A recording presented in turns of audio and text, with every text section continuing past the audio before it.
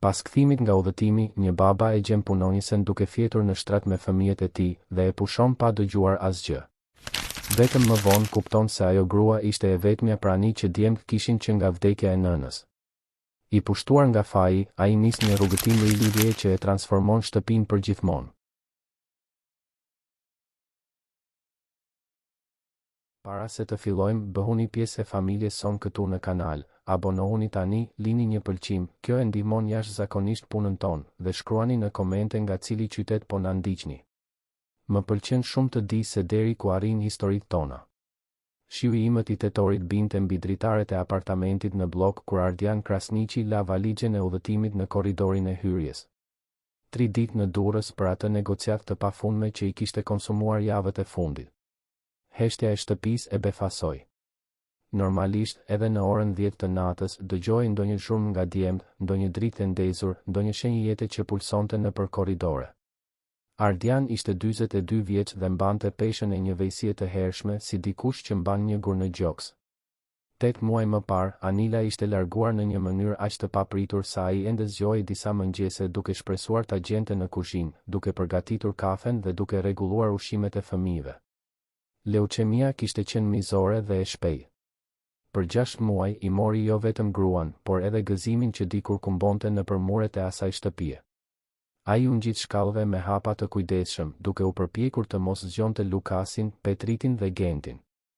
Më i madhi, Lukas, ishte 10 vjeç dhe që nga vdekja e së ëmës mbante një seriozitet që nuk i përshtatej trupit të tij të vogël. Petriti, 8 vjeç, ishte bërë një fëmijë i mbyllur në vetvete, i cili vizatonte vazhdimisht figura të zymta në fletoret e tij. Dhe Genti, më i vogli, vetëm 5 vjeç, ende pyeste se kur do të kthehej mami nga udhëtimi i saj. Ardian ndaloi para derës së dhomës së tij. Një dritë e butë dilte nga poshtë derës. Iu duke çuditshme. Ai gjithmonë i linte të gjitha dritat të fikura kur udhëtonte. Teta Marie, kujdestarja që punonte me familjen prej më shumë se 15 vjetësh, e dinte këtë. Rrotulloi dorezën ngadalë dhe shtyu derën. Ajo që pa e la plotësisht të paralizuar. Luljeta Shkreli, gruaja 40 vjeçare që punonte si pastruese në shtëpi vetëm prej 2 muajsh, ishte shtrirë në shtratin e tij. Jo vetëm. Pranë saj, të mbledhur si këlysh që kërkojnë ngrohtësi, ishin 3 djemt e tij. Lukas kishte hedhur krahun mbi gjoksin e saj. Petriti ishte strukur, mbështetur në shpatullën e saj. Genti flinte i kapur pas dorës së saj, sikur të ishte dërasa e tij e shpëtimit. Skena duhej të ishte prekse. Një grua me ngjyrë, me lëkurë të errët, flok kaçurela të lidhura në një topuz të ulët, veshur me bluzën e saj të thjeshtë të punës, duke përqafuar 3 fëmijë jetim në një moment dëshpërimi. Por Ardian nuk e pa këtë. Jo në atë moment të parë. Ajo që pa ishte një punonjëse në shtratin e tij, me fëmijët e tij, pa lejen e tij, duke shkelur të gjithë kufijt që ai besonte se ekzistonin mes punëdhënësit dhe punonjëses. Gjaku i hipi në faqe. Një zemërim i thellë, i ushqyer nga paragjykime që ai as nuk e dinte se i kishte, i pushtoi gjoksin. Si guxonte ajo? Kush i kishte dhënë leje të hynte në dhomën e tij, të shtrihej në shtratin e tij, të prekte fëmijët e tij në atë mënyrë?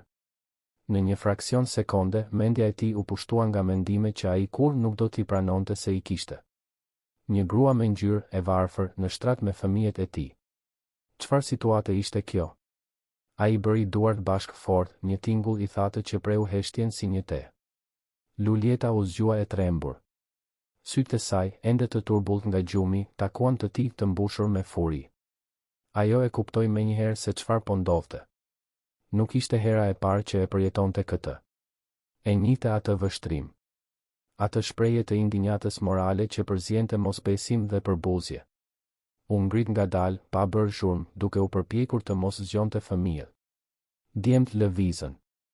Lukas hapi sytë dhe buzëqeshi kur pa të atin.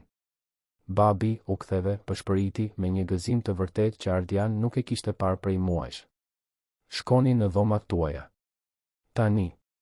Zëri i Ardianit doli më i ashpër se sa kishte ndërmend. Por babi, filloi Petriti, duke fërkuar sy. Tani, Petrit. Edhe ju, Lukas dhe Genti. Në dhomat tuaja. Luljeta e ndihmoi Gentin të ngrihej, duke i kaluar dorën nëpër flok me një delikatesë që binte ndesh me tensionin e ambientit. Shkoni me qetësi, zemra ime. Shkoni në dhomën tuaj, tha ajo, me një zë të butë që i qetësoi fëmijët. Ardian priti që ata të dilnin nga dhoma për të shpërthyer. Çfarë është kjo, Lulieta? Çfarë po bëje në shtratin tim me fëmijët e mi? Ajo e shikoi me dinjitet. Nuk kishte sfidë në vështrimin e saj, por as në nështrim. Zoti Ardian, ata kishin frikë. Që kur ju udhëtuat. Nuk dua shpjegime. Nuk dua justifikime. Dua të marrësh gjërat e tua dhe të largohesh. Tani. Fjalët i dolën nga goja si të shtëna. Lulieta u tërhoq një hap prapa, sikur të kishte marrë një grusht në stomak. Për një moment, syt i shkëlqyen nga një dhimbje e thellë, por ajo shpejt e rimori shprehjen. Në rregull, zoti Ardian. Ajo doli nga dhoma në heshtje. Ardian e ndoqi, duke e vëzhguar ndërsa ajo mblidhte çantën dhe sendet e pakta që mbante në dollapin e zonës së shërbimit. Teta Marie u shfaq në kuzhinë, e zgjuar nga zhurma, dhe e vëzhgoi skenën me një shprehje mosbesimi. Lulieta, çfarë po ndodh? Pyeti kujdestarja. Po iki, teta Marie. Kujdesuni mirë për djemb. Ajo u drejtua nga dhomat e fëmijëve. Ardian e shoqëroi i dyshimt, sikur ajo të ishte e aftë për diçka të tmerrshme. Por ajo që pa në minutat e ardhshme e la të hutuar. Lulieta hyri fillimisht në dhomën e Gentit. Djali ishte ulur në shtrat me lot në sy. Teto Lulieta, do të ikësh? Ajo u gjunjëzua në nivelin e tij dhe i mbajti duart e vogla. Po, zemra ime. Por ti je një djalë shumë trim, e mban mend? Dhe do të vazhdosh të jesh. Nuk dua të ikësh. E di, zemra ime. Por ndonjëherë njerëzit duhet të largohen, edhe kur ne nuk duam. Kjo nuk do të thotë se ata nuk na duan, në rregull. Ajo e puthi në ballë dhe doli shpejt, para se ai të mund të protestonte. Në dhomën e Petritit, lamtumira ishte po aq e dhimbshme. Djali, gjithmonë i qetë, vetëm e përqafoi fort dhe murmuriti një faleminderit që gati ja theu zemrën Lulietës. Në dhomën e Lukasit, më i madhi e priste në këmbë, me krahët e kryqëzuar. Pse duhet të ikësh? Ishte për shkak të mbrëmjes së djeshme? Nuk ishte faji yt, Lukas. Kur nuk ishte faji yt? Ajo e përqafoi edhe atë, dhe Ardian vuri re se aty kishte një intimitet që ai nuk e kuptonte. Një lidhje që ishte formuar në mungesën e tij dhe për të cilën ai nuk dinte asgjë.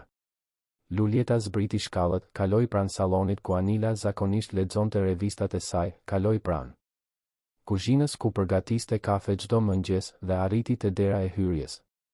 Para se të dilte, u kthye nga Ardian për herë të fundit. Zoti Ardian, e di që nuk doni të dëgjoni, por ata janë fëmijë shumë të veçantë. Kanë nevojë për përkëdhelje. Kanë nevojë të ndjejnë se dikush kujdeset për ta. Ai nuk u përgjigj. Vetëm vëzhgoi ndërsa ajo hapi derën dhe u zhduk në agimin Tiranas. Sapo ajo iku, teta Marie ju afrua atij me një shprehje që përziente zhgënjim dhe mosbesim. Ardian, çfarë bëre? Çfarë bëra unë? Çfarë po bënte ajo në shtratin tim me fëmijët e mi? A nuk të duket e çuditshme kjo, teta Marie? Kujdestarja tundi kokën, si dikush që flet me një fëmijë kokfort. Ardian, kjo grua është kujdesur për fëmijët e tu si askush tjetër që kur vdiq Anila. Nuk e pe? Nuk e vure re? Ardian ndjeu një therje irritimi. Teta Marie ndonjëherë harronte se cili ishte vendi i saj në atë shtëpi. Unë di të kujdesem për fëmijët e mi, teta Marie. A e di vërtet? Kur ishte hera e fundit që u ulët për të ngrënë darkë me ta? Kur ishte hera e fundit që i pyete se si e kaluan ditën në shkollë? Kur ishte hera e fundit që i pe të buzëqeshnin vërtet? Fjalët e kujdestares dhimbnin sepse mbanin të vërtetën. Që nga vdekja e Anilës, Ardian ishte strehuar në punë. Ishte më e lehtë të merrej me kontrata dhe mbledhje se sa me dhimbjen në sytë e fëmijëve. Ishte më e thjeshtë të pretendonte se gjithçka ishte në rregull se sa të pranonte se nuk dinte si të ishte baba pa Anilan pranë tij. Ai u ngjit përsëri në dhomën e tij. Atëherë vuri re, në komodinën pranë shtratit, një letër të palosur. E hapi me gishta që i dridheshin.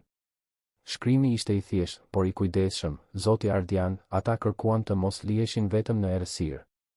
Thanë se kur ju nuk jeni këtu, ata shohin ëndra të këqija me mamin.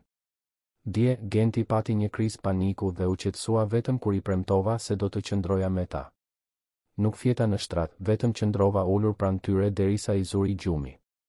Por kur u zgjova në mesnat, ata ishin kapur pas meje sikur unë të isha e vetmja gjë që I mbante të sigurt. Nuk pata guxim të largohesha. Kërkoj ndjes nëse kjo u duk e papërshtatshme. Doja vetëm që ata të dinin se nuk janë vetëm. Luljeta. Ardian e lexoi letrën 3 herë. Me çdo lexim, ndjente gjoksin t'i shtrëngoi më shumë. U ul në buzë të shtratit ku, disa orë më parë, fëmijët e tij flinin në paqe për herë të parë në muaj. Për herë të parë që nga vdekja e Anilës. Çfarë kishte bërë ai? Fjeti keq pjesën tjetër të natës, I ndjekur nga mendime kontradiktore. Një pjesë e tij ende ndjente zemërim për shkeljen e privatësisë. Një pjesë tjetër, gjithnjë e më e madhe, filloi të kuptonte seriozitetin e asaj që kishte ndodhur. Kur dielli lindi mbi Tiranë, Ardian zbriti në kuzhinë duke pritur të gjente lëvizjen e zakonshme të mëngjesit. Teta Marie duke përgatitur kafen, djem duke vrapuar sa andej këtej, Genti duke kërkuar lodrat e tij të preferuara, Petriti duke rregulluar çantën e shkollës, Lukas duke u përpjekur të binte dik se nuk kishte nevojë të hante mëngjes. Por nuk ishte kjo që gjeti. Genti ishte ulur në dyshemen e sallonit, ende me pijame, duke qarë në mënyrë dëshpëruese. Jo një e qarë inati, por një e qarë e thellë, dëshpërimi. Petriti ishte strukur në divan, I përqafuar me një jastëk, me një vështrim të zbrazët që e friksoi Ardianin. Lukas ishte në kuzhinë, duke u përpjekur të përgatiste një smothje për vëllain e vogël, por duart I dridheshin. Babi, ku është teto Luljeta? Pyeti Genti mes lotësh. Ajo duhej të largohej. Por pse? Pse të gjithë ikin, bërtiti djali, me një furi që Ardian nuk e kishte parë kur tek ai. Genti, duhet të qetësohesh. Do të ham mëngjes dhe. Nuk dua mëngjes. Dua teto Luljetën. Ajo premtoi se nuk do të ikte. Petriti u ngrit nga divani dhe e shikoi të atin me një shprehje zhgënjimi që ja preu zemrën Ardianit. Ti e dërgove atë, apo jo? Siç bëre me teto Karlën. Dhe me zonjën Fernanda. Dhe me Dadon që mami kishte punësuar. Ardian nuk dinte ç'të përgjigjej. Nuk e kishte kuptuar se fëmijët ishin të vetëdijshëm për modelin e tij të sjelljes. Lukas u afrua ngadalë. Ishte më I madhi, por ende një fëmijë, dhe Ardian pa në sytë e tij një pjekuri të detyruar që nuk duhej të ishte aty. Babi, teto Luljeta nuk ishte si të tjera. Ajo kujdesej vërtet për ne. Si kështu? Lukas shkëmbeu vështrime me Petritin, sikur po vendosnin se çfarë të tregonin dhe çfarë të fshinin. Javën e kaluar, kur Gentit I mbeti në fyt ajo karamelja, ishte ajo që e shpëtoi. Teta Marie ishte në pazar dhe ti ishe në Durrës. Genti u bëi purpurt, babi. Ajo I bëri atë gjën që I shtym barkun dhe ja hoqi karamelen nga fyti. Ardian ndjeu se bota po I rrotullohej. Gentit I kishte mbetur diçka në fyt? Si nuk e dinte ai këtë? Dhe kur Petriti ra nga bicikleta dhe preu gjurin, ajo u kujdes për plagën. E lau me ujë të oksigjenuar, I vuri një fash, dhe qëndroi duke folur me të derisa I kaloi dhimbja. Dhe ajo dinte histori shumë të mira, shtoi Genti, ende duke qarë. Ajo tregonte histori për princesha trime dhe kalorës që nuk kishin nevojë të luftonin, vetëm duhej të ishin të sjellshëm. Çdo natë, pyeti Ardian. Petriti tundi kokën në shenjë pohimi. Çdo natë që ti nuk ishe këtu. Ajo qëndronte me ne derisa na zinte gjumi. Thoshte se fëmijët nuk duhet të kenë frikë nga errësira. Ardian u ul rënd në një karrige të kuzhinës. Po fillonte të kuptonte shkallën e ignorancës së tij. Ndërsa ai zhytej në punë për t'i shpëtuar dhimbjes, një e huaj kishte marrë rolin që duhej të ishte I tij. Dhe ai e kishte dërguar atë në mënyrën më të keqe të mundshme. Teta Marie u shfaq në kuzhinë duke mbajtur çanta pazari. Fole me të, pyeti Ardian. Fola. U përpoqa. Por ajo tha se nuk do më probleme. Se e ka përjetuar këtë më parë. Si kështu, e ka përjetuar më parë. Teta Marie pshertiu thellë. Ardian, Luljeta nuk është vetëm një grua që pastron shtëpi. Ajo është infermiere. Ishte infermiere. Humbi licencën pasi humbi vajzën e saj. Ardian ndjeu një të dridhur t'i përshkonte shtyllën kurrizore. Ajo kishte një vajzë? Kishte. Një vajzë të vogël 4 vjeçare. Vdiq para 2 vjetësh nga një reakcion alergjik që mjekët nuk arritën ta ndalonin. Lulieta fajson veten edhe sot. Thot se po të ishte më e shpejt, më e vëmendshme, mund ta kishte shpëtuar vajzën. Heshtja në kuzhinë ishte e rëndë. Të 3 djemt kishin pushuar së qari dhe dëgjonin bisedën e të rriturve. Që atëherë, ajo punon në shtëpi me fëmijë. Gjithmonë përkohësisht. Gjithmonë duke u kujdesur. Gjithmonë duke u përkushtuar, por gjithmonë duke mbajtur distancë emocionale. Derisa erdhi këtu. Pse këtu ishte ndryshe, pyeti Ardian, megjithse tashmë dyshonte për përgjigjen. Sepse fëmijët e tu kishin nevojë për të ashtu siç kishte nevojë vajza e saj. Dhe ajo nuk mundi të rezistonte. U dorëzua plotësisht në kujdesin e tyre. Genti ju afrua të atit dhe i tërhoqi pantallonat. Babi, a mund ta sjellësh përsëri teto Lulietën? Ardian shikoi 3 fëmijët e tij. Pa shpresën në sytë e Gentit, ankthin e heshtur të Petritit, zhgënjimin e fshehur keq të Lukasit. Për herë të parë që nga vdekja e Anilës, ai pa qartë se çfarë kishte humbur natën e kaluar. Jo vetëm një punonjëse, por personin e parë që kishte arritur të sillte paqe te fëmijët e tij në 8 muaj zie. Do të përpiqem, Genti. Do të përpiqem. Por edhe ndërsa bënte këtë premtim, Ardian nuk kishte ide se si ta përmbushte. Si t'i shpjegonte një gruaje që e kishte poshtëruar para 3 fëmijëve që ajo i donte. Si të kërkonte falje që kishte lejuar paragjykimet që as nuk e dinte se i kishte të flisnin më fort se humanizmi. Si të pranonte se, për disa sekonda, kishte parë tek ajo jo një grua të përkushtuar që kujdesej për fëmijë të traumatizuar, por një kërcënim që mendja e tij paragjykuese e kishte shpikur. Dita kaloi ngadalë. Ardian anuloi të gjitha angazhimet dhe qëndroi në shtëpi, duke u përpjekur të përballonte krizën emocionale të fëmijëve dhe fajin e tij në rritje. Pasdite, kur më në fund arriti ta vinte Gentin në gjumë, shkoi në dhomën e Lukasit. Bir, duhet të flas me ty. Lukas ishte shtrirë në shtrat duke shikuar tavanin. Të pëlqen shumë teto Lulieta, apo jo? Djali u kthye për ta parë. Babi, që kur vdiq mami, ti je shumë i trishtuar. Dhe kur je i trishtuar, ti qëndron larg nesh. Teto Lulieta jo. Ajo qëndron afër. Ajo pyet nëse jemi mirë. Ajo shqetësohet kur kemi frikë. Ardian gëlltiti pështymën. Dhe unë nuk e bëj këtë? Lukas hezitoi para se të përgjigjej. Ti përpiqesh, babi. Por edhe ti ke frikë. Teto Lulieta nuk ka frikë nga trishtimi ynë. Urtësia e atyre fjalëve që vinin nga një fëmijë 10 vjeçar theu mbetjen e fundit të rezistencës që Ardian ende mbante. Ai kishte qenë një frikacar. Kishte zgjedhur punën në vend të fëmijëve sepse ishte më e lehtë të merrej me probleme që kishin zgjidhje sesa me një zi që dukej e pafund. Dhe kur më në fund u shfaq dikush mjaftueshëm i guximshëm për të përballuar dhimbjen e 3 fëmijëve jetim, ai e kishte dërguar atë për arsye që as ai vet nuk i kuptonte plotësisht. Atë natë, Ardian mori një vendim. Do të shkonte pas Lulieta shkrelit. Do t'i kërkonte falje. Do t'i lutej që të kthehej.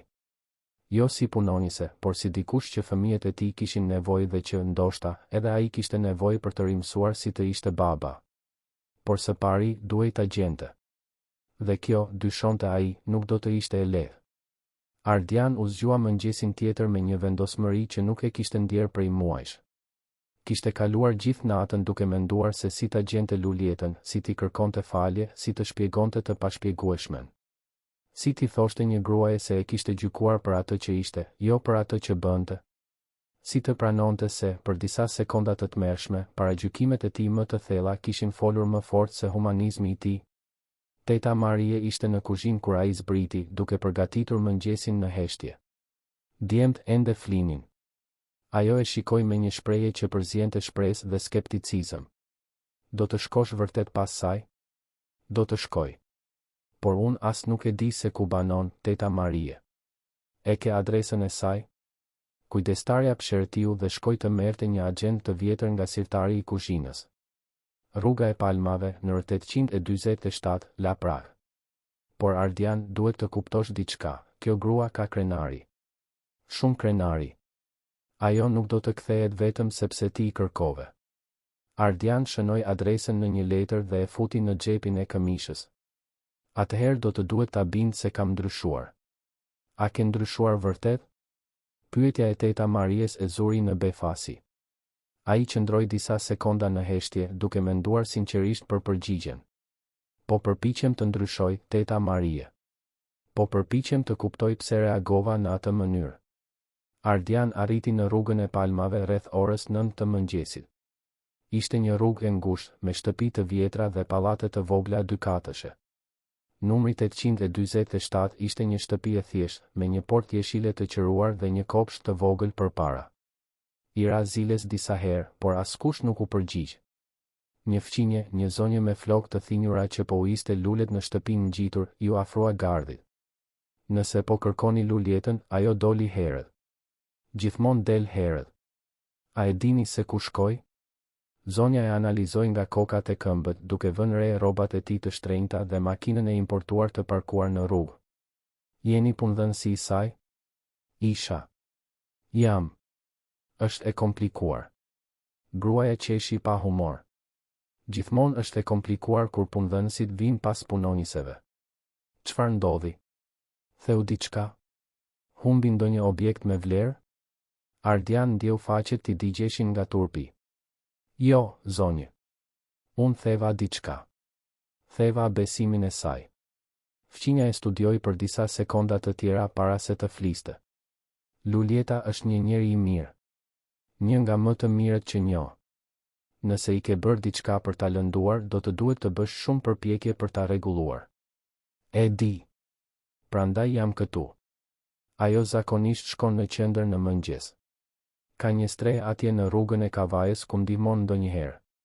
Por nuk e di nëse është atje sot.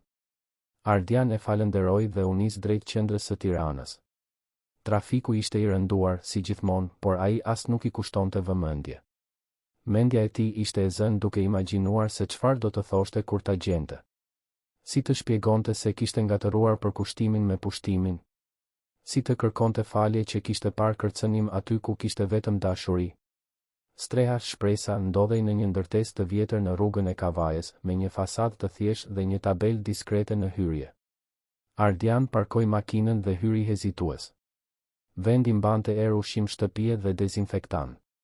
Kishte gra të moshave të ndryshme të ulura në karrige plastike, disa me fëmijë të vegjël në prerë. Një grua e re, me bluzë të bardhë dhe flokë të lidhura, ju afrua. Mund t'ju ndihmoj? Po kërkoj një grua të quajtur Luljeta Shkreli. Më thanë se ajo vjen ndonjëherë këtu. Vajza e shikoi me dyshim. Luljeta është vullnetarja jon. Pse po e kërkoni? Unë duhet të flas me të. Është personale. Gruaja hezitoi, duke vlerësuar qartë nëse Ardian paraqiste ndonjë rrezik. Do ta pyes nëse dëshiron të flas me ju. Si e keni emrin? Ardian Krasniqi. Vajza u zhduk pas një dere në fund të strehës. Ardian qëndroi aty në këmbë në mes të sallës, duke ndjer peshën e vështrimeve kurioztare të grave të strehuara. Disa përshpëritnin me njëra tjetrën, ndoshta duke pyetur veten se çfarë po bënte aty një burr i veshur mirë. Pas disa minutash që u dukën si orë, dera u hap dhe u shfaq Luljeta. Ajo mbante një përparse mbi rroba dhe kishte një tenxhere në duar. Fytyra e saj ishte serioze, pa zemërim, por edhe pa mikpritje. Zoti Ardian. Luljeta. Unë a mund të flas me ty? Ajo vuri tenxheren mbi një tavolin aty pranë dhe hoqi përparsen. Le të flasim jashtë. Ata dolën në trotuar. Zhurma e trafikut dhe e njerëzve krijonte një sfond zanor që e bënte bisedën më intime, paradoksalisht. Si më gjete? Fqinja jote më dha një ide. Luljeta, duhet të kërkoj falje. Ajo e shikoi në sy, pa u shmangur. Për çfarë, zoti Ardian? Që më pushove nga puna? Që më dërgove para fëmijëve? Apo për atë që mendove kur më pe në atë shtrat? Pyetja e fundit e goditi si një grusht në stomak. Ajo e kishte kuptuar. Sigurisht që e kishte kuptuar. Për të gjitha këto. Por kryesisht që lash paragjykimet e mia të flisnin më fort se aftësia ime për të parë se çfarë po ndodhte vërtet. Luljeta tundi kokën ngadalë. E dini, zoti Ardian, nuk është hera e parë që më ndodh kjo. Kam punuar edhe në shtëpi të tjera me fëmijë. Gjithmonë e njëjta gjë. Në fillim, prindërit janë të lumtur sepse kujdesen mirë për fëmijët e tyre. Por kur fëmijët fillojnë të lidhen shumë, kur fillojnë të më shohin si familje, atëherë vjen frika. Frika nga çfarë? Frika se po përpiqem të zë vendin e dikujt. Frika se një grua me ngjyrë e varfër po manipulon fëmijët e tyre. Frika se kam qëllime të dyta. Ardian uli kokën i turpëruar. Nuk mendova asgjë nga këto me vetdije, Lulieta. Nuk ka nevojë të mendohet me vetdije, zoti Ardian. Këto mendime janë aq të rrënjosura në shoqërinë tonë saqë dalin automatikisht. Një grua si unë, që kujdeset për fëmijë të bardhë dhe të pasur, duhet të ketë diçka që nuk shkon. Heshtja u zgjat mes tyre. Ardian luftonte për të gjetur fjalët e duhura. Ke të drejtë. Dhe unë jam gabim. Plotësisht gabim. Por fëmijët e mi, Lulieta, fëmijët e mi janë të shkatëruar pa ty. Ajo kryqëzoi krahët, jo e bindur. Fëmijët mësohen. Gjithmonë mësohen. Nuk është vetëm çështje mësimi. Genti qau gjithë mëngjesin dje. Petriti nuk foli asnjë fjalë gjithë ditën. Dhe Lukas. Lukas më tha se ti ishe i vetmi person që nuk kishte frikë nga trishtimi i tyre. Lulieta mbylli sytë për një moment, sikur po luftonte me emocionet e saj. Zoti Ardian, unë humba vajzën time para 2 vjetësh. Ajo ishte 4 vjeç, e njëjta moshë me Gentin kur gruaja juaj vdiq. Për një kohë të gjatë, nuk mundesha as të shikoja një fëmijë pa e kujtuar atë. Por kur fillova të punoj në shtëpinë tuaj, kur pash ata djem të humbur, pa ditur si të përballeshin me dhimbjen. Ajo ndaloi, mori frym thellë para se të vazhdonte. Ata më kujtuan se ende mund të ndihmoj. Se ende mund të bëj ndryshim në jetën e dikujt. Se ndoshta nuk arrita ta shpëtoj vajzën time, por mund të ndihmoj fëmijë të tjerë. Ardian ndjeu sytë tim mbusheshin me lodh. Si vdiq ajo? Reakcion alergjik ndaj një ilaçi. Isha infermiere, punoja në qendrën spitalore universitare Nën Tereza. Duhet i kisha vënë re shenjat më herët, duhet të isha më e shpejtë. Por kur e kuptova, ishte tepër vonë. Nuk e dija që ishe infermiere. Isha. Humba licencën pasi nuk munda më të punoja në spital. Nuk mundesha më të shija fëmijë të sëmur pa menduar për të.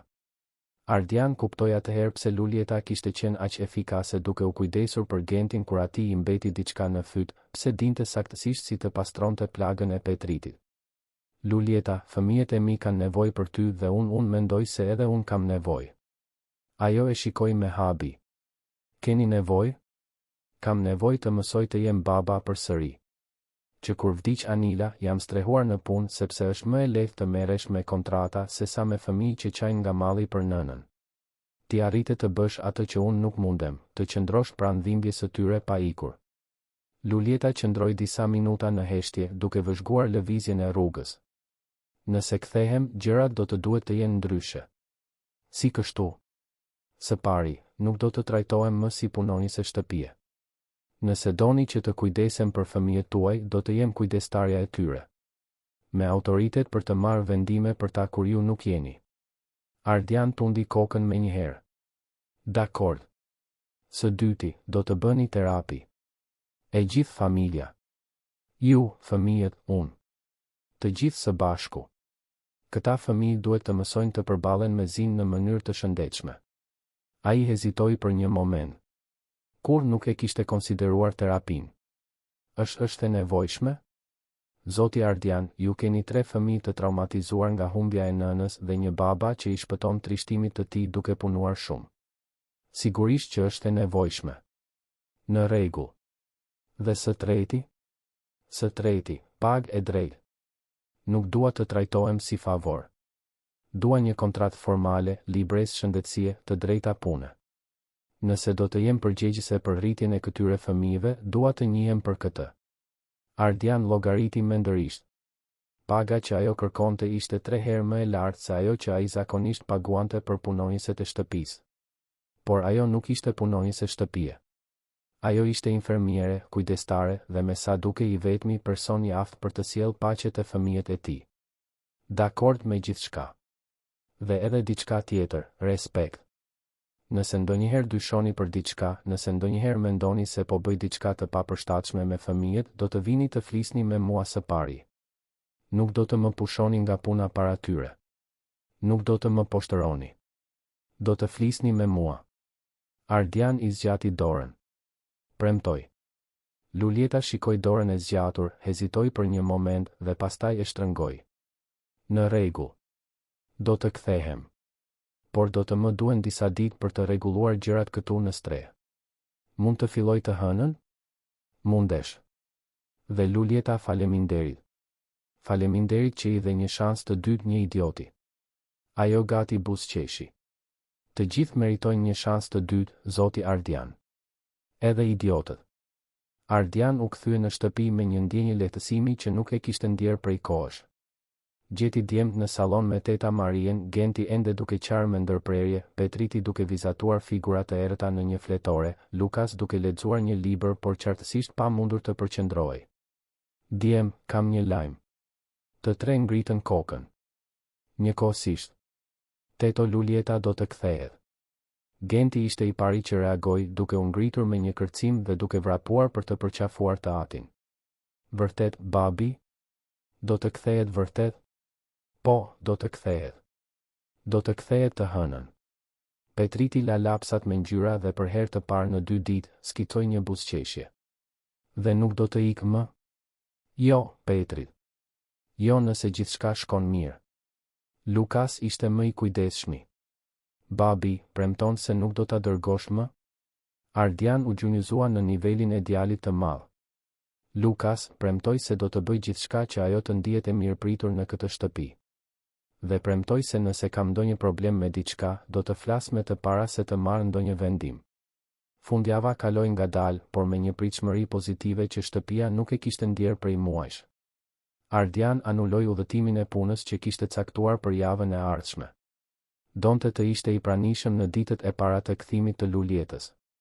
Të hënën në mëngjes, ai u zgjua herët dhe zbriti në kuzhinë. Teta Marie ishte tashmë atje, por kishte diçka ndryshe në mënyrën e saj. Ardian, a mund të them diçka? Sigurisht. Unë punoj në këtë shtëpi prej 15 vjetësh.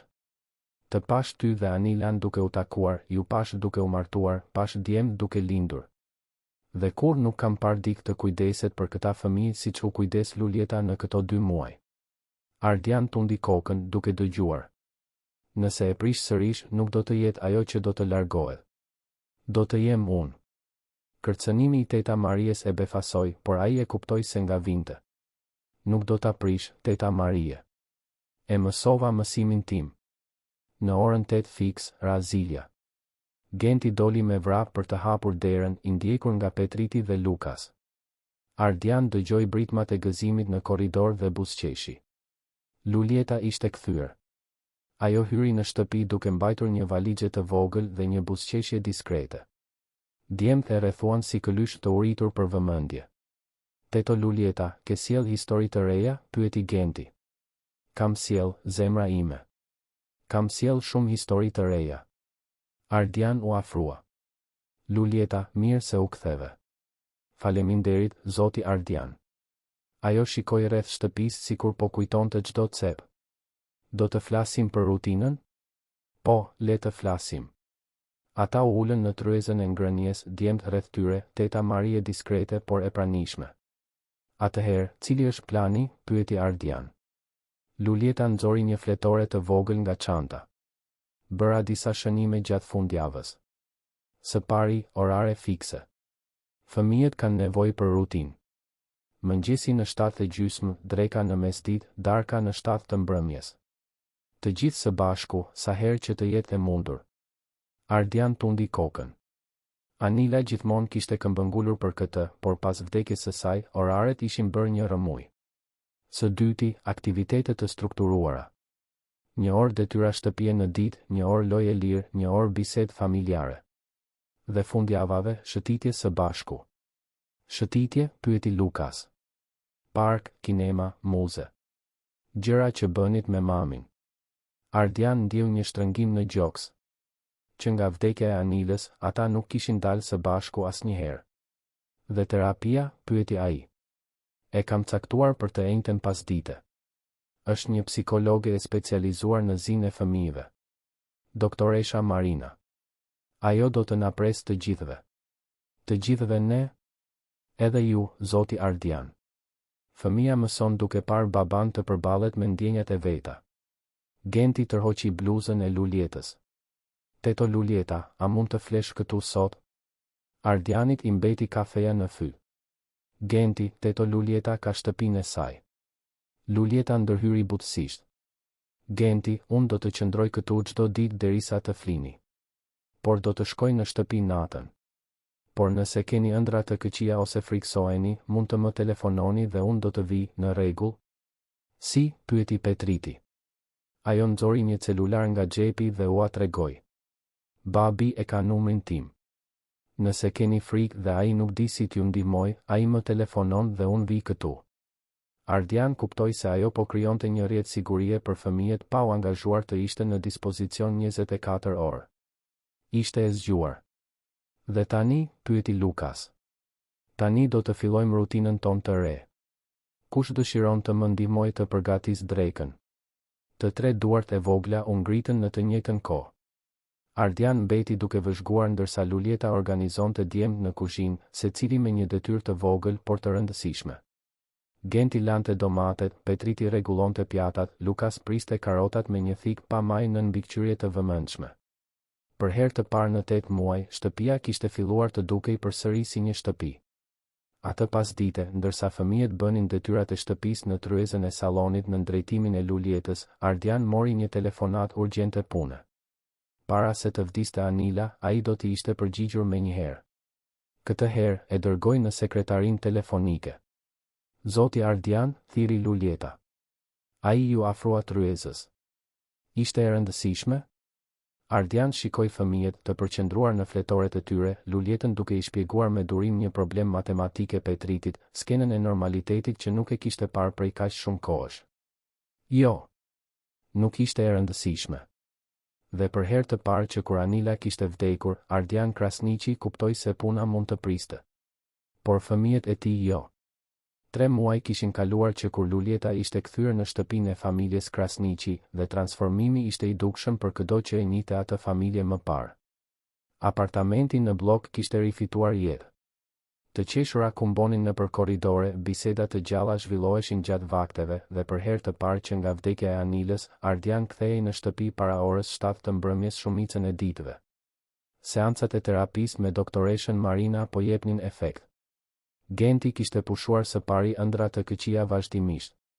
Petriti kishte filluar të fliste përsëri për ndjenjat e tij në vend që të vizatonte vetëm figura të zymta. Lukas kishte filluar të sillej si fëmijë përsëri, në vend që të mbante peshën e të qenit përgjegjës për vëllezërit më të vegjël. Dhe Ardian, ngadalë, po mësonte të balanconte punën dhe atësinë. Lulieta kishte gjetur vendin e saj në dinamikën familjare në një mënyrë që i befasonte të gjithë, veçanërisht veten e saj. Jo si zëvendësuese e Anilës, por si dikush unik, me mënyrën e saj të kujdesit dhe mësimdhënies. Ajo kishte sjell strukturë aty ku kishte kaos, durim aty ku kishte ankth, dhe një prani të vazhdueshme që fëmijët nuk e kishin pasur që kur kishin humbur nënën. Në kuzhinë, atë mëngjes të enjtë janari, rutina vazhdonte rrjedhën e saj natyrale. Genti ndihmonte Lulietën të përgatiste smoothie për të gjithë.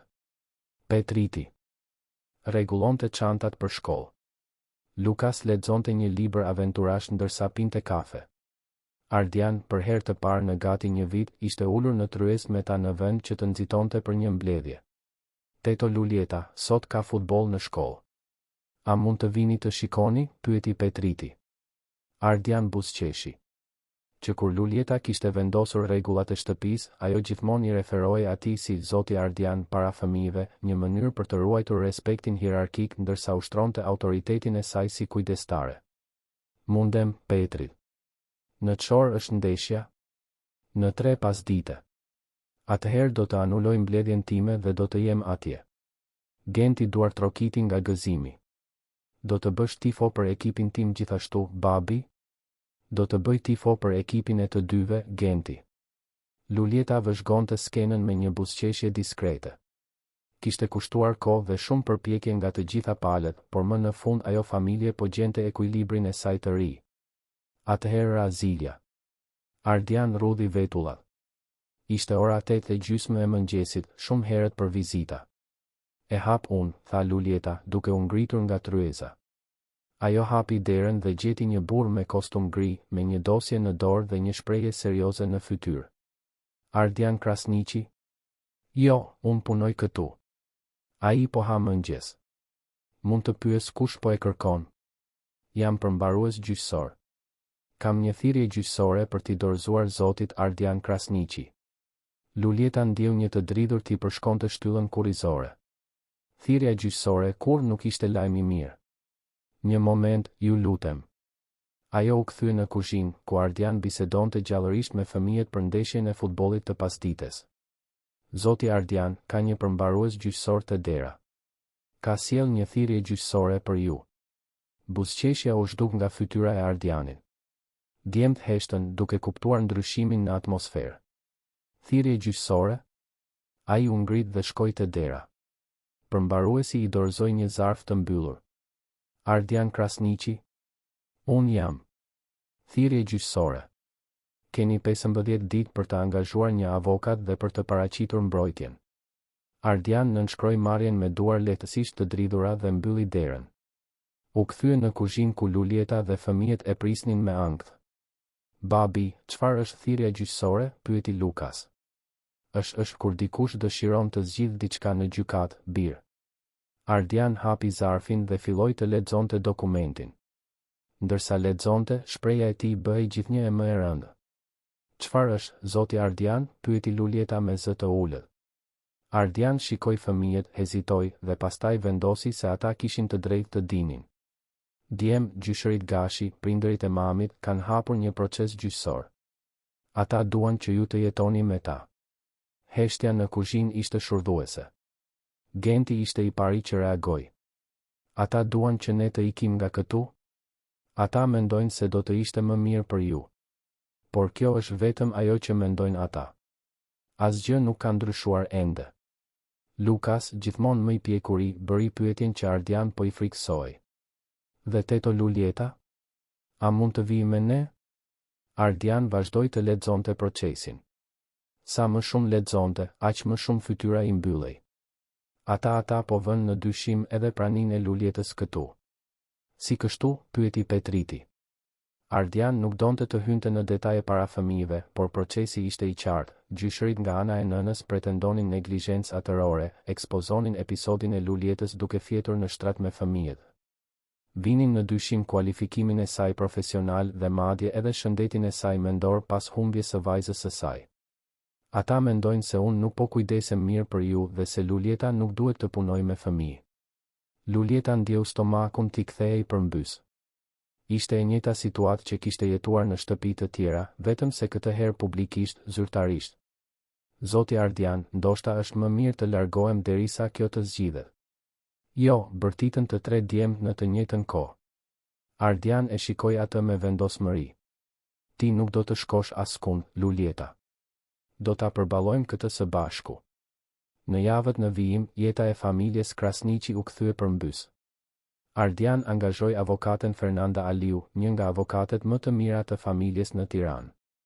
Gjyshërit nga ana e nënës, Yusuf dhe Carmen Gashi, kishin burime dhe angazhuan një ekip juridik po aq kompetent. Çështja, që duhej të ishte trajtuar në fshehtësi gjyqësore për shkak të përfshirjes së të miturve, përfundoi duke u rrjedhur në media. Një gazetar i një gazete lokale arriti të merrte akses në dokumente dhe publikoi një artikull me titullin Babai mungon, lë fëmijët jetim nën kujdesin e një punonjëseje pa kualifikim. Artikulli e përshkruante Ardianin si një biznesmen të dhënë pas punës që kishte neglizhuar fëmijët pas vdekjes së gruas. Lulieta portretizoi si një grua e trazuar që kishte humbur vajzën e saj dhe tani lidhej në mënyrë të papërshtatshme me fëmijët e punëdhënësit. Episodi i dhomës përshkruhej në mënyrë sensacionale, duke lënë të kuptojë sjellje të papërshtatshme. Ardian e zbuloi artikullin kur arriti në zyrë një të hënë në mëngjes dhe gjeti sekretaren e tij me një shprehje të sikletshme. Zoti Krasniqi, ndoshta duhet ta shihni këtë, tha ajo, duke i dhënë gazetën. Ardian lexoi artikullin dhe ndiu një zemërim që nuk e kishte përjetuar që nga nata kur kishte pushuar Lulietën. Por këtë herë zemërimi ishte drejtuar ndaj gazetarëve dhe gjyshërve të Anilës, jo ndaj gruas që kujdesej për fëmijët e tij me aq shumë dashuri. Në shtëpi, Lulieta po përballej me pasojat në mënyrë të ndryshme.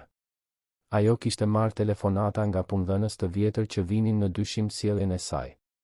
Një nën, fëmijët e së cilës ajo ishte kujdesur 2 vjet më parë, i telefonoi për t'i thënë se nuk do ta rekomandonte më për askën. Zoti Ardian, kur ai arriti në shtëpi atë pasdite, e gjeti në kuzhinë me sy të kuq. Lulieta, je mirë? Ajo i tregoi disa emaile të printuara që kishte marrë. Njerëzit po thonë se jam e rrezikshme për fëmijët. Se përdor dhimbjen e familjeve për të përfituar prej tyre. Ardian lexoi emailet dhe ndjeu zemërimin të rritej edhe më shumë. Kjo është qesharake. Kushdo që të njeh e di se nuk është e vërtetë. Por njerëzit nuk më njohin, zoti Ardian. Ata njohin vetëm atë që kanë lexuar në gazetë. Djemt erdhën nga shkolla atë ditë më të qetë se zakonisht. Lukas shkoi direkt të fliste me të atin. Babi, fëmijët në shkollë po flasin për ne. Çfarë po thonë? Se teto Lulieta është e keqe. Se ajo do të na vjedh nga ty se ti je një baba i keq. Ardian u gjunjëzua në nivelin e djalit. Dhe ti e beson këtë? Sigurisht që jo. Por është keq. Të dëgjosh këto gjëra. E di, bir. Por ndonjëherë njerëzit thonë gjëra të këqija për situata që nuk i kuptojnë. Në ditën e gjyqit, 3 javë pas thirrjes gjyqësore, gjykata ishte plot. Gazetar, kureshtar dhe aktivist nga të dyja anët ishin grumbulluar jashtë. Ardian, Lulieta dhe fëmijët hyn nga dera e pasme, të shoqëruar nga avokatja. Gjykatësja Marcela Rejka ishte një grua 50 vjeçare, me flokë të thinjura dhe një reputacion për rigorozitet dhe drejtësi. Ajo kishte analizuar të gjitha dokumentet e procesit dhe dukej e përgatitur për një seancë të gjatë dhe komplekse. Avokati i gjyshërve, avokati Robert Mema, ishte i pari që foli. E nderuar gjykatëse, gjyshërit nga ana e nënës, Yusuf dhe Carmen Gashi, kërkojnë kujdestarinë e Lukasit, Petritit dhe Gentit Krasniqi sepse kuptojnë se babai, Ardian Krasniqi, nuk ofron mjedisin e duhur për zhvillimin e shëndetshëm të fëmijëve. Ai paraqiti një dosje të detajuar, oraret e punës së tepruara të Ardianit, ndërrimet e shumta të kujdestarëve në muajt pas vdekjes së Anilës, episodi polemik i dhomës. Dhe një raport psikologjik që vinte në dyshim stabilitetin emocional të Lulietës. Përveç kësaj, e nderuar gjykatëse, ne vëmë në dyshim përshtatshmërinë e kujdestares aktuale, Lulieta Shkreli, një grua që ka humbur vajzën e saj në rrethana traumatike dhe që nuk ka kualifikim formal për të kujdesur për fëmijë jetim. Avokatja Fernanda Aliu u ngrit për mbrojtjen. E nderuar gjykatëse, ajo që shohim këtu është një baba që ka kaluar një periudhë natyrale zie pas humbjes së gruas, por që ka ristrukturuar plotësisht jetën e tij për të prioritizuar mirëqenien e fëmijëve. Fëmijët janë në terapi, kanë një rutinë të vendosur dhe, më e rëndësishmja, janë të lumtur dhe të përshtatur. Ajo paraqiti raportet e doktoreshës Marina, psikologes, që dëshmonin përmirësimin e ndjeshëm në gjendjen emocionale të 3 fëmijëve. Gjithashtu solli dëshmi nga mësuesit e shkollës që raportonin progresin akademik dhe social të djemve. Sa i përket zonjës Lulieta Shkreli, ajo nuk është vetëm një kujdestare. Ajo është një infermiere me 20 vjet përvojë që ka gjetur te familja Krasniqi një mundësi për të ushtruar profesionin e saj të kujdesit për fëmijët në situatë të vështirë emocionale. Gjykatësja dëgjoi dëshmi nga të dyja anët. Yusuf Gashi, gjyshi nga ana e nënës, një inxhinier në pension 68 vjeç, foli për aftësinë e tij financiare për të mbështetur nipërit dhe për stabilitetin emocional që ai dhe gruaja e tij mund të ofronin. Ardian, kur i erdhi radha të fliste, ishte dukshëm nervoz.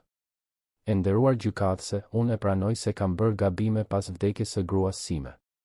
U strehova në punë sepse nuk dija si të përballesha me dhimbjen time dhe me dhimbjen e fëmijëve të mi. Por mësova. Ndryshova. Sot e di se të qenit baba është gjëja më e rëndësishme që bëj në jetë. Ai shikoi Lulietën, ulur në karriget e rezervuara për dëshmitarët. Dhe nëse ka dikush që ma mësoi këtë, ishte Lulieta. Ajo më tregoi se fëmijët e traumatizuar kanë nevojë për prani, jo për dhurata. Kanë nevojë për kohë, jo për para. Kanë nevojë për dikë që nuk ka frikë të qëndrojë pranë dhimbjes së tyre. Kur I erdhi radha Luljetës të dëshmonte, ajo u ngrit me dinjitet. Kishte veshur një fustan të thjesht, blu të errët dhe I kishte lidhur flokët në një topuz të ulët. E nderuar gjykatëse, unë humba vajzën time para 2 vjetësh. Për një kohë të gjatë, mendova se kur më nuk do të mund të kujdesesha për fëmijë pa u shkatëruar brenda meje. Por kur njoha Lukasin, Petritin dhe Gentin, kuptova se ata ishin të humbur në të njëjtën mënyrë si unë. Dhe se ndoshta, duke u kujdesur për ta, mund të nderoja kujtimin e vajzës sime.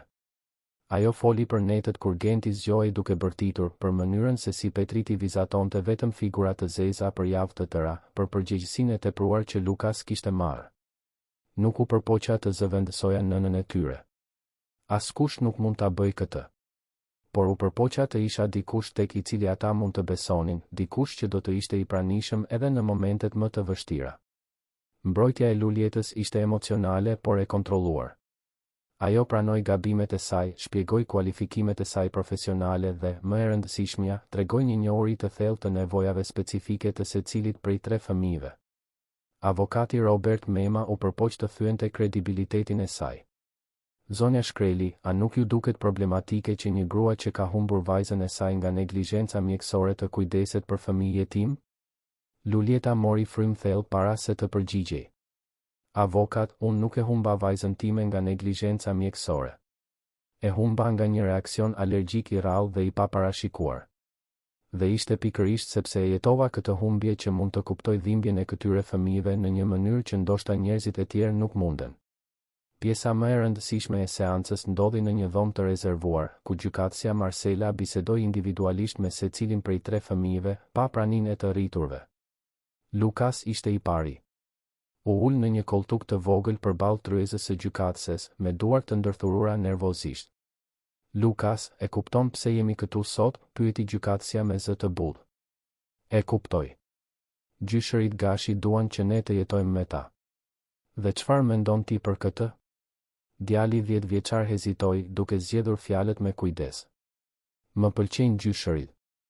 Janë të mirë dhe kanë një shtëpi të madhe. Por ata nuk na njohin mirë. Ata nuk e dinë se Petriti ka ëndra të këqija kur ha sheqer pas orës 7 të mbrëmjes. Nuk e dinë se Genti mund të flejë vetëm nëse dikush I këndon me zë të ulët. Nuk e dinë se unë shqetësohem kur babai im vonohet të kthehet në shtëpi. Dhe Luljeta I di? Teto Luljeta I di të gjitha. Ajo mban mend ilaçin e alergjisë së Gentit. Ajo flet me mua kur shqetësohem për babin. Ajo I mëson Petritit të vizatoj gjëra me ngjyra në vend të gjërave të zeza. Petriti hyri më pas, më I turpshëm, por po aq I qartë në fjalët e tij. Petrit, më trego si ndihesh duke jetuar me babin tënd dhe me Luljetën. Ndihem I sigurt. Para se të vinte teto Luljeta, kisha frikë të flija sepse ëndërroja se të gjithë do të iknin si mami. Por teto Luljeta shpjegoi se mami nuk zgjodhi të ikte. Ajo u sëmur. Dhe tani ke ende ëndra të këqija? Ndonjëherë. Por kur kam, mund të thëras teto Luljetën ose babin tim dhe ata vinë të flasin me mua. Genti, më I vogli, solli përgjigjen më të drejtë për drejtë. Genti, nëse do të mund të zgjidhje ku të jetoje, ku do të zgjidhje? Dua të jetoj me babin, me Lukasin, me Petritin dhe me teto Luljetën. Të gjithë së bashku. Pse? Sepse teto Luljeta bën smothje të mirë, tregon histori qesharake dhe nuk trishtohet kur unë qaj. Dhe sepse babi tani luan me mua pas pune. Dhe nëse do të duhej të zgjidhje midis të jetuarit me gjyshërit ose të jetuarit pa teto Luljetën? Genti mendoi për disa sekonda. Mund të them diçka? Sigurisht. Teto Luljeta më tregoi se ajo kishte një vajzë të vogël që shkoi në qiell si mami. Dhe ajo më tha se kujdesi për ne ja bën zemrën më pak të lënduar. Pra, nëse unë iki, zemra e saj do të lëndohet përsëri? Gjykatësja ndjeu një shtrëngim në fyt. Çfarë mendon ti? Mendoj se po. Dhe unë nuk dua që zemra e saj të lëndohet. Kur seanca u rifillua, gjykatësja Marcela kishte marrë vendimin e saj. Pas dëgjimit të gjitha palëve dhe veçanërisht pas bisedës me 3 fëmijët e përfshirë, kjo gjykatë vendos të mbajë kujdestarinë me baban, Ardian Krasniqi, me disa kushte. Ardian ndjeu lehtësim dhe tension në të njëjtën kohë. Kushtet janë si më poshtë, vazhdimi i detyrueshëm i ndjekjes psikologjike familjare, vizita 2 javore e një punonjësi social për 6 muaj dhe rregullimi i situatës profesionale të kujdestares Luljeta Shkreli. Gjykatësja shikoi drejt për drejt Luljetën. Zonja Shkreli, ju duhet të merrni certifikim si kujdestare e specializuar në traumën e fëmijëve brenda një afati prej 6 muajsh. Shteti do të ofrojë mbështetje që ju të rregulloni situatën tuaj profesionale. Luljeta tundi kokën, e emocionuar. Vendimi bazohet në parimin e interesit më të lartë të fëmijëve, të cilët treguan qartë se ku ndihen të sigurt dhe të dashur. E kuptoj shqetësimin e gjyshërve nga ana e nënës, por stabiliteti emocional nuk matet vetëm me kushtet financiare. Jusuf Gashi u ngrit dukshëm i pakënaqur. E nderuar gjykatëse, ne do të apelojmë këtë vendim. Është e drejta juaj. Por derisa apeli të gjykohet, kujdestaria mbetet me baban. Ardian mbajti dorën e Luljetës kur ata dolën nga gjykata. Jashtë, një turm gazetarësh i priste. Mikrofona u shtyn drejt fytyrave të tyre, blica shkrepën, pyetje u bërtitën njëkohësisht. Zoti Krasniqi, keni diçka për të thënë për vendimin? Cila ishte ndjenja juaj kur dëgjuat vendimin? Zonja Luljeta, e konsideroni veten fitimtare? Ardian ndaloi në shkallët e gjykatës. Për një moment, mendoj të mos thoshte asgjë, të largohej sa më shpejt që të ishte e mundur. Por pastaj shikoi Luljetën pranë tij, kujtoi fëmijët që prisnin në shtëpi dhe mori një vendim. Do të doja të bëja një deklaratë. Zhurma u ul. Ardian mori frym thellë. 4 muaj më parë, unë bëra një nga gabimet më të këqija të jetës sime. U ktheva nga një udhëtim pune dhe gjeta këtë grua, Luljeta Shkrelin, duke u kujdesur për fëmijët e mi në mënyrën më të dashur të mundshme. Dhe e dini çfarë bëra? E dërgova. Sepse pash një grua me ngjyrë në shtrat me fëmijët e mi dhe paragjykimi im foli më fort se humanizmi im. Një heshtje e plot u bë midis gazetarëve. Por kjo grua jo vetëm që fali ignorancën time, por u kthye në shtëpinë tonë dhe më mësoi të jem baba përsëri. Ajo shpëtoi fëmijët e mi nga depresioni, më shpëtoi mua nga frika ime, dhe sot familja jon ekziston vetëm sepse ajo vendosi të na jap një shans të dytë. Ardian shikoi drejt për drejt kamerat. Pra po, unë e konsideroj veten fitimtar sot. Jo sepse fitova një proces gjyqësor, por sepse mësova se familja nuk është vetëm çështje gjaku. Është zgjedhja për të dashur dhe për të kujdesur çdo ditë. Dhe Luljeta Shkreli nuk është punonjësja jon. Ajo është familja jon. Deklarata e Ardianit u bë virale në rrjetet sociale. Disa e sulmuan për ekspozimin e ignorancës së tij. Të tjerë e lavdëruan për sinqeritetin. Por ajo që kishte rëndësi për të nuk ishte opinioni publik. Ishte shpreha në fytyrat e fëmijëve kur ata arritën në shtëpi atë pasdite. Genti vrapoi për të përqafuar Luljetën. Teto Luljeta, zonja në televizor, tha se do të qëndrosh me ne për gjithmonë. Është e vërtet? Luljeta shikoi Ardianin, i cili tundi kokën në shenjë pohimi. Është e vërtet, zemra ime. Do të qëndroj. Deklarata publike e Ardianit në shkallët e gjykatës ndryshoi gjithçka. Në ditët në vijim, familja Krasniqi mori qindra mesazhe mbështetjeje. Letra, emaile, komente në rrjetet sociale nga njerëz që e kishin njohur veten në historinë e shpengimit dhe shanseve të dyta. Nëna beqare që luftonin kundër paragjykimeve, baballar që përpiqeshin të balanconin punën dhe familjen, profesionistë me ngjyrë që përballeshin me mosbesim të vazhdueshëm. Luljeta, e cila për javë të tëra ishte portretizuar si një kërcënim, papritur u bë simbol i rezistencës dhe përkushtimit. Mori ftesa për leksione, oferta pune dhe, më e rëndësishmja, mbështetje emocionale nga njerëz që e kuptonin udhëtimin e saj. Ardian u kthye në punë të hënën pas gjyqit dhe gjeti një surprizë në tryezën e tij. Partnerët e tij kishin përgatitur një propozim për të ristrukturuar orarin e tij të punës, duke i lejuar atij të mbante të ardhurat, por me më shumë fleksibilitet për të qenë i pranishëm në jetën e fëmijëve.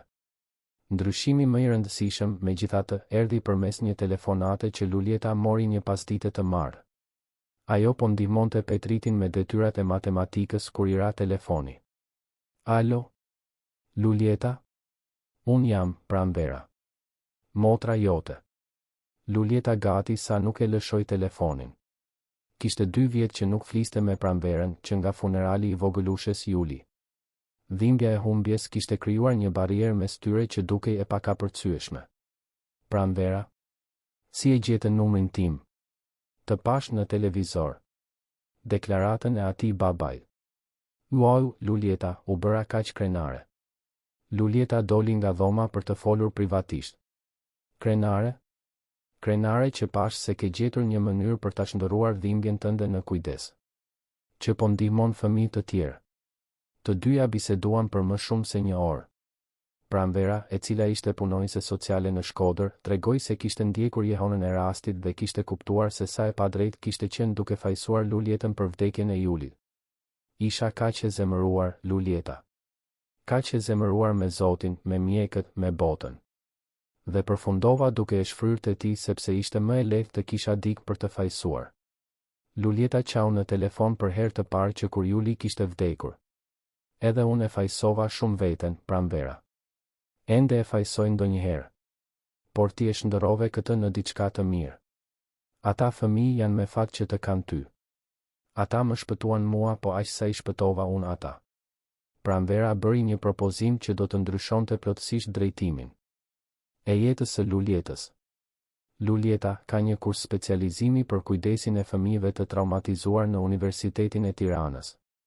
Është për profesionistët e shëndetësisë që punojnë me fëmijë në situata të vështira. Unë mund të ndihmoj të regjistrohesh. Lulieta hezitoi. Kishte kaq shumë kohë që nuk mendonte të kthehej në studime, të rifillonte karrierën e saj në fushën e shëndetësisë. As nuk e di nëse mundem më, Pranvera. Kanë kaluar 2 vjet që nuk kam shkelur në një spital. Nuk ka nevojë të jetë në spital. Ky kurs të kualifikon edhe për të punuar në strehimore, shkolla, familje. Është pikërisht ajo që po bën tani, por me certifikim zyrtar. Atë natë, gjatë darkës, Lulieta I tregoi familjes për bisedën me motrën e saj. Kjo është e mrekullueshme, tha Ardian. Duhet të regjistrohesh. Po ju? Nëse unë filloj të studioj, do të kem më pak kohë në dispozicion. Genti, I cili po luante me fasulet në pjatë, ngriti kokën. Teto Lulieta, do të bëhesh përsëri doktoresh. Jo doktoresh, zemra ime. Por do të studioj për të mësuar më shumë se si të kujdesem për fëmijët. Dhe do të vazhdosh të kujdesesh për ne? Po, do të vazhdoj. Pavarësisht se çfarë studioj, unë gjithmonë do të jem këtu për ju. Lukas, gjithmonë praktik, bëri pyetjen e rëndësishme. Babi, a mund ta ndihmosh teto Lulietën me studimet? Ardian buzëqeshi. Sigurisht. Mund të riorganizojmë oraret që ajo të ketë kohë për të studiuar. Dhe mund ta paguaj kursin nëse ajo dëshiron. Lulieta e shikoi e habitur. Zoti Ardian, kjo është shumë e shtrenjtë. Lulieta, ti na ndryshove jetën plotësisht. Është minimumi që mund të bëj. Regjistrimi në kurs ishte hapi I parë I një transformimi që do të merrte muaj për t'u përfunduar. Lulieta u kthye në mjedise akademike, takoi kolege të vjetra të profesionit dhe ngadalë filloi të rindërtonte identitetin e saj si profesioniste e shëndetësisë. Kursi ishte intensiv, 3 mëngjese në javë me leksione teorike dhe 2 pasdite me praktik. Ardian riorganizoi plotësisht agjendën e tij për të qenë I pranishëm në momentet kur Lulieta nuk mund të ishte. Javët e para ishin sfiduese. Lulieta kishte humbur besimin akademik dhe ndjeje huaj mes kolegëve më të rinj dhe të përditësuar. Por gradualisht, përvoja e saj praktike me fëmijët Krasniqi u tregua më e vlefshme se çdo teori. Profesor Artan Mema, koordinatori I kursit, shpejt e kuptoi potencialin e Lulietës. Zonja Shkreli, do të doja të flisja me ju pas mësimit. Lulieta u bë nervoze, duke menduar se kishte bërë diçka gabim. Sigurisht, profesor. Zonja Shkreli, raporti juaj I rastit në leksionin e fundit ishte I jashtëzakonshëm. Mënyra se si jeni përballur me traumën e braktisjes të 3 fëmijët njëkohësisht tregon një aftësi të rrallë. Faleminderit, profesor. Do të doja të dija nëse do të pranonit të prezantonit rastin tuaj në Kongresin Kombëtar të Pediatrisë në shtator. Lulieta gati sa nuk u mby. Të prezantoj? Unë? Puna juaj është një shembull I përsosur se si kujdesi integral mund të kthejë traumat komplekse. Do të ishte shumë e vlefshme për profesionistët e tjerë. Lulieta pranoi ftesën dhe kaloi muajt në vijim duke përgatitur prezantimin e saj. Ardian dhe fëmijët e ndihmuan duke treguar perspektivat e tyre mbi procesin e shërimit familjar. Ndërkohë, familja zhvillonte rituale dhe tradita të reja. Të premtet u bën net pice dhe filmi. Të shtunave ishin të rezervuara për shëtitje. Të dielave për vizitat e gjyshërit Gashi, të cilët gradualisht filluan ta pranonin Luljetën si pjesë integrale të jetës së nipërve. Jusuf Gashi ishte i pari që u dorëzua. Luljeta, a mund të flas me ty një moment, pyeti ai një pasdite të diel. Sigurisht, zoti Jusuf. Ata u ulën në kopshtin e shtëpisë së gjyshërve ndërsa fëmijët luanin në pishin. Dua të kërkoj ndjes. Për procesin, për gjërat që tham për ty. Luljeta e shikoi me habi. Ju ishit i shqetësuar për nipërit tuaj. Është e kuptueshme. Jo, nuk është. Lash frikën dhe paragjykimin të flisnin më fort se arsyeja. Këta fëmijë nuk kanë qenë kaq të lumtur që para se të vdiste Anila. Jusuf hezitoi para se të vazhdonte. Carmen dhe unë gjithmonë kemi dashur të ndihmojmë, por nuk dinim si. Mendonim se dashuria dhe paratë zgjidhnin gjithçka. Ti mësove ata se ka gjëra të tjera të rëndësishme. Ata janë fëmijë të veçantë. Vetëm kishin nevojë për dikë që nuk kishte frikë të qëndronte pranë dhimbjes së tyre. Pajtimi familjar solli një stabilitet edhe më të madh për djemë. Për herë të parë që nga vdekja e nënës, ata kishin një rrjet mbështetjeje të fortë, baba i pranishëm, kujdestare e përkushtuar, gjyshër të përfshirë, rutinë e strukturuar dhe ndjekje profesionale. Në shtator, Luljeta prezantoi punën e saj në kongresin e pediatrisë. Ardian dhe fëmijët shkuan ta shihnin. Të shihnin gruan që kujdesej për ta duke u duartrokitur nga mjek dhe psikolog nga i gjithë vendi ishte një moment krenarie i papërshkrueshëm. Doktoresha Helena Tahiri, shefja e sektorit të pediatrisë në Qsut, ju afrua Luljetës pas prezantimit. Zonja Shkreli, do të doja të flisja për një mundësi pune. Luljeta shikoi Ardianin, i cili tundi kokën inkurajues. Po zbatojmë një program pilot të kujdesit të integruar për fëmijët e traumatizuar. Kemi nevojë për dikë me profilin tuaj për të koordinuar ekipin. Por unë ende nuk e kam mbaruar specializimin tim. Kjo mund të rregullohet. Ajo që ka rëndësi është përvoja juaj praktike dhe aftësia juaj për rezultate. Oferta ishte joshëse, të koordinonte një program inovativ, të punonte me raste komplekse, të trajnonte profesionistë të tjerë. Por Luljeta kishte një familje për t'u kujdesur. Mund të mendohem? Sigurisht. Por do të doja të dinit se programi do të funksiononte me gjysmë orari. 3 mëngjese në javë fillimisht. Atë natë, e gjithë familja u mblodh në salon për të diskutuar propozimin. Teto Luljeta, dëshiron të punosh në spital, pyeti Genti. Dua, zemra ime. Por vetëm nëse ju bini dakord. Dhe do të ndalosh së kujdesuri për ne? Kur? Ju jeni prioriteti im. Gjithmonë do të jeni. Petriti, i cili ishte bërë më komunikues në muajt e fundit, bëri një vërejtje që i befasoi të gjithë. Teto Luljeta, nëse ti ndihmon fëmijë të tjerë siç na ndihmove ne, do të jetë shumë mirë. Ardian buzëqeshi. Petriti ka të drejtë. Ti ke një dhunti, Luljeta. Do të ishte egoiste ta mbanim këtë vetëm për vete. Lukas, gjithmonë praktik, donte të dinte detajet. Por do të jesh këtu kur ne të vim nga shkolla.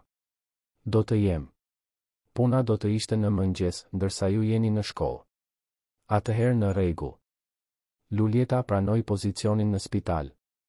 Në muajt në vijim, zhvilloi protokolle trajtimi që u bën referencë kombëtare. Metodologjia e saj, e bazuar në praninë e vazhdueshme dhe vlerësimin emocional, u përfshi në trajnimin e infermierëve dhe punonjësve social në disa spitale të vendit. Programi u arrit aq shumë sa spitali vendosi ta zyrtarizonte si programi Luljeta Shkreli për kujdesin e fëmijëve të traumatizuar. Në ceremoninë e lançimit zyrtar, Luljeta u ngjit në skenë e shoqëruar nga Ardian dhe 3 fëmijë. Në fjalimin e saj, ajo foli për udhëtimin që kishte bërë që nga humbja e Julit deri në atë moment. Për një kohë të gjatë, mendova se vajza ime kishte vdekur kot. Se largimi i saj nuk kishte asnjë kuptim. Por sot e kuptoj se Juli më mësoi se të duash është e vetmja mënyrë e vërtetë për të nderuar ata që kanë ikur. Dhe se kujdesi për fëmijë të tjerë nuk e zvogëlon dashurinë që ndjej për të, por e shumë fishon. 6 muaj më vonë, një pasdite të enjte, Ardian e thiri Lulietën për të folur privatisht. Lulieta, kam një propozim për të bërë. Ajo u ul në koltukun e sallonit, kurioztare. Ardian nxori një zarf nga xhepi. Fola me avokatën time për një çështje ligjore. Nëse diçka ndodh me mua, dua të jem i sigurt se ti do të kesh autoritet ligjor mbi fëmijën. Lulieta mbeti pa fjalë. Ky është një dokument bashkëkujdestarie.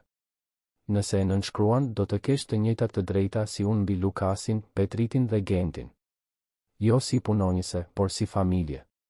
Ajo hapi zarfin me duar të dridhura dhe lexoi dokumentin. Ishte një njohje zyrtare e asaj që tashmë ekzistonte në praktik, ajo ishte po aq përgjegjëse për ata fëmijë sa edhe babai i tyre. Ardian, nuk di çfarë të them. Nuk ka nevojë të thuash asgjë. Vetëm duhet të dish se ti nuk je një e huaj që kujdeset për fëmijët e mi. Ti je pjesë e kësaj familjeje me të gjitha të drejtat dhe përgjegjësitë që kjo nënkupton. Lulieta nënshkroi dokumentin. Kur fëmijët morën vesh lajmin, Genti bëri pyetjen që ishte në zemrën e të gjithëve. Teto Lulieta, tani mund të të quaj mami? Lulieta u gjunjëzua në nivelin e tij dhe i mbajti duart e vogla. Zemra ime, unë kur nuk do të përpiqem të zë vendin e mamit tënë. Ajo është unike dhe e veçantë dhe gjithmonë do të jetë mamaja jote. Po ti?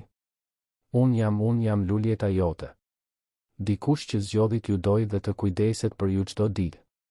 Nëse dëshiron të më quash mami Lulieta, në rregull. Nëse dëshiron të vazhdosh të më quash teto Lulieta, gjithashtu në rregull. E rëndësishme është që ti të dish se unë jam këtu për gjithmonë.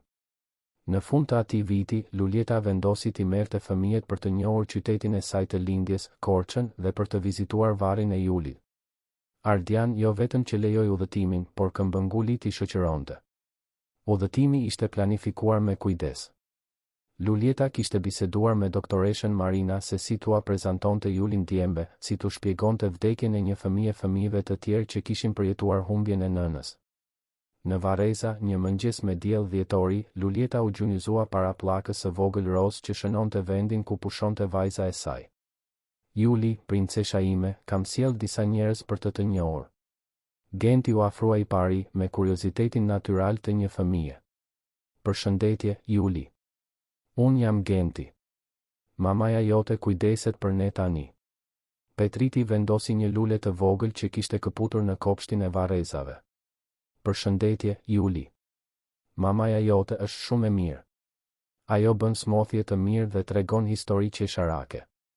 Lukas, më i pjekur, e kuptoi kuptimin e thellë të atij momenti. Juli, faleminderit shumë që na huazove mamin tënë. Ne do të kujdesemi mirë për të, premtoj. Lulieta qau, por jo nga trishtimi. Për herë të parë që kur Juli kishte vdekur, lotët e saj ishin të mirënjohjes. Mirënjohje që kishte dashur kaq shumë, që ishte dashur dhe që kishte gjetur një mënyrë për të vazhduar të donte. Ardian vëzhgonte skenën nga larg, duke respektuar intimitetin e momentit, por i pranishëm si mbështetje emocionale. Në kthim për në Tiranë, makina ishte plot me biseda të gjalla për udhëtimin, për Julin, për planet për pushimet e verës. Fëmijët kishin përfshirë natyrshëm kujtimin e vajzës së Lulietës në historitë e tyre familjare. Atë natë, pasi të gjithë kishin fjetur, Ardian dhe Lulieta u ulën në oborin e shtëpisë, duke vëzhguar qiellin me yje të Tiranës. Lulieta, a mund të pyes diçka? Sigurisht. A e ke imagjinuar ndonjëherë se jeta jote do të ishte kështu kur humbe Julin? Lulieta qeshi lehtë. Kur? Mendova se kur më nuk do të isha e lumtur. Se kur më nuk do të mund të kujdesesha për fëmijë pa u shkatëruar. Dhe tani? Tani e kuptoj se Juli nuk vdiq për të më mësuar diçka. Ajo thjesht vdiq dhe pikë. Por unë zgjodha ta përdor dhimbjen e humbjes për të krijuar diçka të bukur. Zgjodha ta shndërroj boshllëkun në kujdes. Ardian tundi kokën. E di, Lulieta, ditën që të pushova, mendova se po mbroja fëmijët e mi nga diçka. Nuk e dija se po thuajse po i privoja nga personi që do t'i shpëtonte. Mos më bëj heroin, Ardian. Ata më shpëtuan mua, po aq sa i shpëtova unë ata. Ndoshta edhe më shumë. Si kështu? Ata më mësuan se është e mundur të duash përsëri pasi ke humbur gjithçka. Se familja nuk është vetëm çështje gjaku, por zgjedhje të përditshme. Të zgjohesh çdo ditë dhe të vendosësh të qëndrosh, edhe kur bëhet e vështirë. Ardian shikoi shtëpinë ku fëmijët e tij flinin të qetë për herë të parë në më shumë se një vit. Mendoi se kjo është ajo që Anila donte për ta. Për ne. Jam e sigurt se po. Të dy qëndruan në heshtje për disa minuta, secili i humbur në mendimet e veta. Lulieta, a mund të bëj një rrëfim? Mundesh. Atë natë të parë, kur të gjeta duke fjetur me ta, nuk u zemërova vetëm sepse ishe në shtratin tim. U zemërova sepse ti po arrije të bëje atë që unë nuk mundesha. Çfarë? Të qëndroje pranë dhimbjes së tyre. Të mos kishe frikë ti shije të trishtuar. Të mos ikje kur ata qanin. Ardian mori frym thellë para se të vazhdonte. Kisha frikë se nëse qëndroja shumë afër trishtimit të tyre, do të shkatërohesha edhe unë. Ishte më e lehtë të punoja deri vonë se sa të ulesha në tryez dhe të shija vendet bosh. Dhe tani? Tani e di se të ikësh nga trishtimi nuk e bën atë të zhduket. Vetëm e bën të rritet. Dhe se të qëndrosh pranë dhimbjes së fëmijëve të mi nuk më thyen. Më forcon. Lulieta buzëqeshi. E di çfarë është qesharake? Çfarë? Për vite me radhë e fajsova veten që nuk e shpëtova Julin. Mendoja se po të isha një infermiere më e mirë, një nën më e vëmendshme, ajo do të ishte gjallë. Dhe tani? Tani e kuptoj se disa gjëra janë përtej kontrollit ton. Por të tjera jo. Nuk munda ta shpëtoj vajzën time, por munda të ndihmoj fëmijët e tu. Nuk munda ta shmang humbjen time, por munda ta shndërroj atë në fitim për njerëz të tjerë. Ardian u ngrit dhe i zgjati dorën për ta ndihmuar. Mendoj se duhet të hym brenda. Nesër është ditë shkolle dhe ti e di se si Genti bëhet nervoz kur nuk fle mirë. Lulieta qeshi dhe pranoi dorën e zgjatur. Këtë e ka marrë nga ema. Anila gjithmonë ishte shumë e ndjeshme ndaj ndryshimeve të rutinës. Ata hynë në shtëpi së bashku, fikën dritat dhe u ngjitën për të kontrolluar nëse fëmijët ishin mirë. Genti ishte i kapur pas arushit që Lulieta i kishte dhënë. Petriti flinte i përqafuar me librin që po lexonte. Lukas kishte lënë një vizatim në komodin, një shtëpi me 5 njerëz përpara, të gjithë të kapur për dore. 2 vjet pas asaj bisede në obor, familja Krasniqi shkreli festonte ditëlindjen e 5 të Gentit në një festë në park. Ishin të pranishëm miqtë e shkollës, gjyshërit Gashi, pranvera dhe burri i saj, disa kolegë pune të Lulietës nga spitali dhe madje edhe teta Marie, e cila ishte bërë praktikisht një gjyshe për djemë. Ardian shikonte skenën, Lulieta duke organizuar fëmijët për foton, Genti duke vrapuar pas shokëve, Petriti duke u treguar gjyshërve vizatimin e tij të ri me ngjyra, Lukas duke ndihmuar për të shërbyer tortën. Profesor Artan Mema, i cili ishte bërë mik i familjes, ju afrua. Ardian, mund të them se rrallë kam parë një transformim familjar kaq të plotë. Faleminderit, profesor. Por merita nuk është e imja. Është e ju të dyve. Dhe veçanërisht e fëmijëve që ditën të falnin dhe të rifillonin. Ardian tundi kokën duke vëzhguar Lulietën teksa i mësonte një lojë të re një grupi fëmijësh. E dini, profesor, sot e kuptoj se kur Lulieta erdhi në jetën tonë, nuk ishte vetëm një punonjëse që u shfaq. Ishte një shans i dytë për të gjithë ne. Shans i dytë? Shans për të qenë një familje e vërtetë. Jo e përsosur, por reale. Jo pa probleme, por me dashuri të mjaftueshme për të zgjidhur çdo problem. Atë natë, pasi të gjithë të ftuarit ishin larguar dhe fëmijët kishin fjetur të raskapitur nga festa, Ardian dhe Lulieta u ulën në sallon për të rregulluar dhuratat dhe për të folur për ditën. Ishte një festë e bukur, tha Lulieta. Anila do të kishte dashur ta shihte Gentin kaq të lumtur. Jam e sigurt se e pa, Ardian. Nga diku, ajo e pa. Ardian ndaloi së palosuri peshqiret e letrës dhe shikoi Lulietën. Ndonjëherë flas me të, e di? I tregoj si janë djemt, si jeti e falenderoj që të dërgoj tek ne. Mendon vërtet se ishte ajo? Lulieta buzëqeshi. Nuk e di nëse besoj në këto gjëra. Por e di se disa lidhje janë shumë të veçanta për të qenë thjesht rastësi. Ata mbaruan së rregulluari sallonin në një heshtje të rehatshme, secili i humbur në mendimet e veta për familjen, humbjen, rifillimin dhe dashurinë. Para se të ngjitej për të fjetur, Lulieta kontrolloi çdo dhomë, siç bënte çdo natë. Genti flinte I qetë, pa ëndra të këqija. Petriti kishte lënë një libër të hapur në shtrat, shenjë se kishte fjetur duke lexuar. Lukas flinte I përqafuar me trofeun e futbollit që kishte fituar në shkollë. Te dera e dhomës së saj, ajo gjeti Ardianin duke rregulluar disa letra. Natën e mirë, Ardian. Natën e mirë, Lulieta. Dhe faleminderit. Pse? Që e bëre shtëpinë tonë një shtëpi përsëri. Ajo buzëqeshi dhe pëshpëriti para se të mbyllte derën. Faleminderit ty që më dhe një familje përsëri. Në heshtjen e agimit Tiranas, shtëpia në blok flinte në paqe.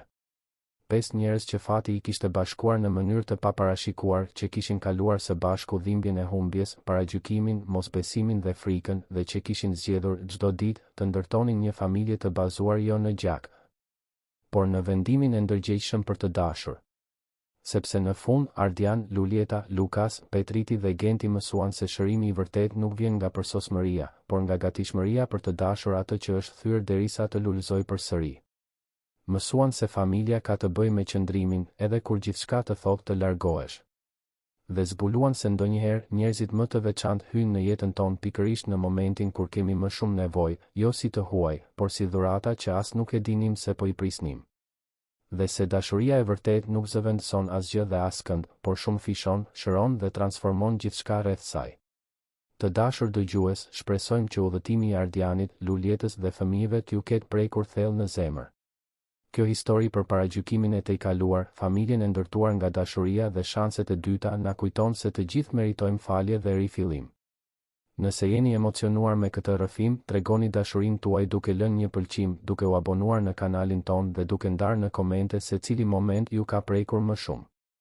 Ne sjellim histori si kjo çdo ditë, rrëfime që flasin për aftësinë njerëzore për të shndërruar dhimbjen në dashuri dhe për të ndërtuar lidhje që tejkalojnë çdo barrierë. Deri në episodin e ardhshëm, ku përsëri do të eksplorojmë misteret më të thella të shpirtit njerëzor.